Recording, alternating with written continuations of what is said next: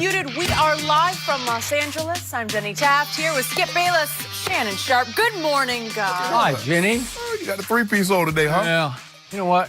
Getting sick and tired of this. What you get sick and tired of? Do you realize what's happening to me? What's We're going to have 4 shows before game 1 of the finals, which means 4 times I have to talk about that guy again and again and again and again. What guy? So why don't we just call off the finals? Let's award Toronto the trophy and him the MVP and just be done with it because I'm tired of it. This is my worst nightmare.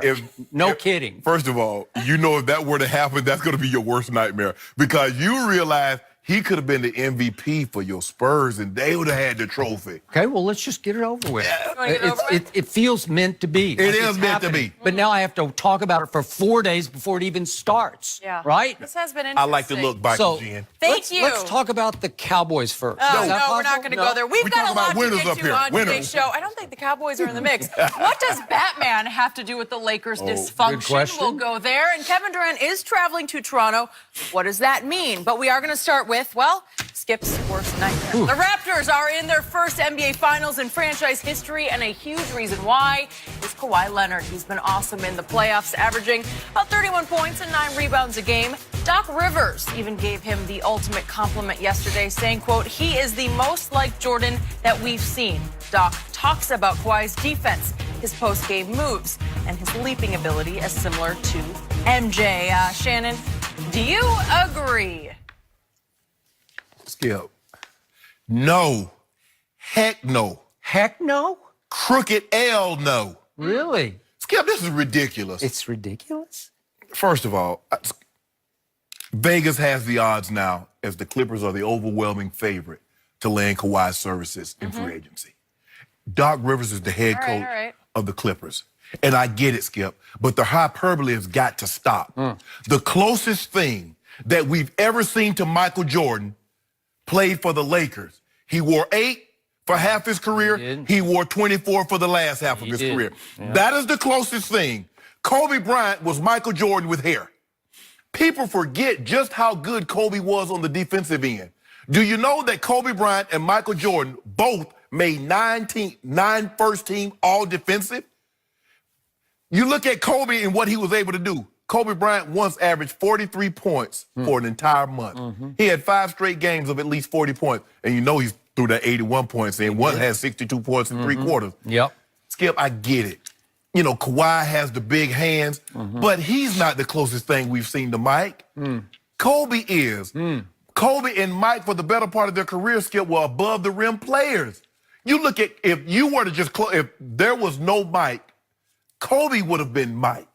The way he put the wristband on his elbow, Skip, the way he put the knee sleeve, the way he walked, the way when he celebrated a game winner, what did he do? The same thing Jordan did. That's what he did. And you, The tongue? yes! This happens. He's a carbon copy of Michael Jordan, not Kawhi.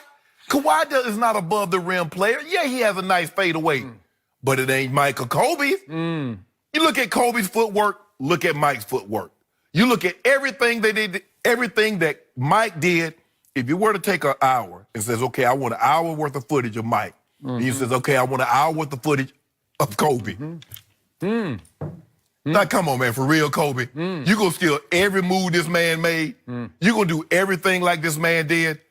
Skip, I get it, Doc. You want to, Kawhi, just want you to know in this organization, you're first and foremost. We're gonna back our players, but come on. Nobody believes that Kawhi Leonard is the closest thing to Jordan. No, that's Kobe.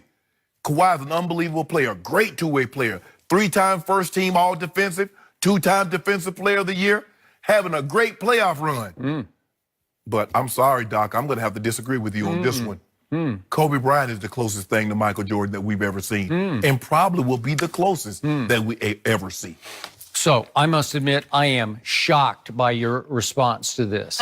And I'm starting to read into your bitterness over there that you sound like a jilted LeBron fan. Oh, my goodness. Who's finally given up on landing number 2 on one side of the tracks, like on the Lakers side of Staples, as opposed to the Clippers side. Am I right? No.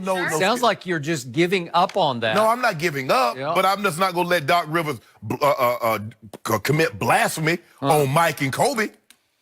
I will agree it was blasphemy, and I'm actually shocked that Doc, even though he has a hidden agenda or not so hidden, exactly. right? It's an upfront agenda. So in other words, he's tampering without tampering, huh? Okay, you could argue that, but I would think that Doc, because I have so much respect for him, would at least pay some of that respect to the Lakers legend of legends, Kobe Bryant. Yes. I would think he would just defer to that. He would immediately say, look, Kobe was the closest, but this guy, blah, blah, blah. Thank you. Could go there, but he didn't go there. He didn't bring up Kobe at all. But the other reason I am so shocked is I have had to sit over here day after morning after day after morning hearing you gush about number 2. I guess just to rub it in on me, but you're the ultimate bandwagon jumper. You jump on, you jump off. No. And you have been driving number 2's bandwagon right over the top of me morning after morning. Skip, just because I don't believe he's Jordan doesn't mean he's not great. But you have called him the best two-way player in basketball. Hands down. The MVP of the playoffs. Hands down. The claw. Yeah. Shown up. Yeah. And I think it was shown up was all for show enough, right? Oh, no. I think it was all for show because I think you're now showing your true colors, and they are not Toronto's black, red, and silver. That's a weird color combination, but that's what they are. They're black, red, and silver. You are not really those colors. Yeah, no, I'm Skip. Right? See I see what you're trying to do. No, I'm seeing what you're trying to do. Skip, all I'm saying is that Doc, I believe, was using hyperbole. Okay. I do not believe Kawhi is the closest thing to Jordan. Do I believe he's the best player in the playoffs right now? Absolutely. Is he the best two-way player in basketball? Yes, absolutely. But remember, two things can be true. Oh, okay. He cannot be the closest thing to Michael Jordan while still being the best two-way player in the game and the best player currently playing. And you upset. I'm upset because the guy who hit the luckiest shot in the history of the playoffs is also the luckiest player in the history of the playoffs. How's he lucky? Because he fell into this vacuum where he's the new it player because there's no LeBron, he's on his couch, and he's obviously no longer in the East, and then there was no really Embiid, and then Giannis failed all of us because he became an exposed disappointment, and all of a sudden this guy fell right into the magic moment. Why you it's his said time. Giannis was exposed? You don't think he was? I mean, It was awful. Well, Jen, if he was exposed, who pulled his clothes off? Well, I don't know. Claw! I think the whole Toronto No, defense stop did. doing this. See, Well, there you go trying to minimize no, him I'm again. not. I'm not. Okay, so back to Doc's premise here. Okay. Just remember that this is amusing to me because I actually covered Michael Jordan in Chicago and got to know him in his last run with the Bulls. And I'm pretty sure that very few people on the planet, except people who work for the Spurs, watched more of number 2 when he was a Spur than I did, because I watched just about every game he played for 7 years with the Spurs, except the last year I couldn't watch him a lot because he only played 9 games. He was injured. I don't know. He was injured. Whatever he was, but that's a whole nother story. So I would say I'm actually pretty qualified to gauge Jordan versus number 2. Okay. And remember, our man Kendrick Perkins was the first to raise this comparison. Right.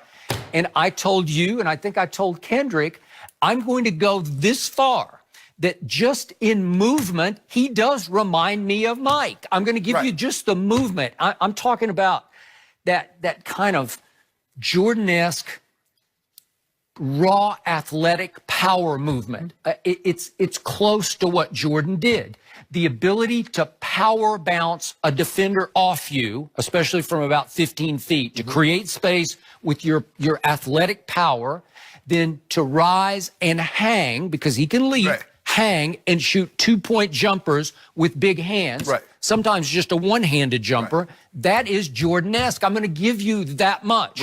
The defense is Jordan-esque. Yes. Because we're talking about huge hands, long, raw, powerful, athletic ability that can overwhelm the guy in front of you with the ball. You can just suffocate him because you're so long and strong. Okay? I'm going to give you, that is Jordan-esque.